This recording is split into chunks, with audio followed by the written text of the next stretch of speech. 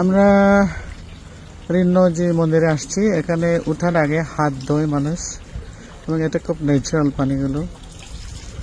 মন্দিরের ভিতরে তো মেডিটেশন স্ট্যাচু আছে। মন্দিরের ভিতরে বুদ্ধ মূর্তি আছে, ওখানে ছবি তোলা যায় না, ওই জন্য আমরা ছবি তুলতে পারিনি। মন্দিরের বাহির থেকে বন্দনা করে চলে আসছি। জাপানের বিশেষ কিছু কথা বলেন না। এটা আসলে সিস্টেমটা আসছে শিন্টো থেকে।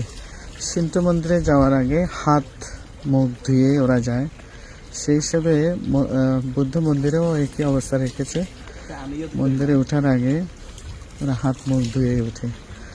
পাইয়াদীপও বলছে আমিও একটু ধুয়ে নিই এই সুযোগে, তাই সে আস্তে আস্তে ধুয়ে নিচ্ছে। এটাও একেবারে ন্যাচারাল, দেখুন বাঁশ দিয়ে তৈরি এবং এটা বাঁশের ভিতর দিয়ে পানিগুলো আসতেছে। অত্যন্ত পরিষ্কার স্বচ্ছ পানি।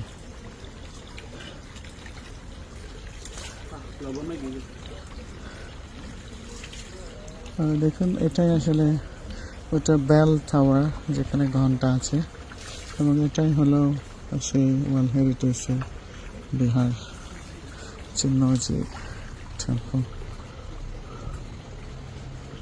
তার আশেপাশে অনেক সুন্দর প্রকৃতির দৃশ্য। ওই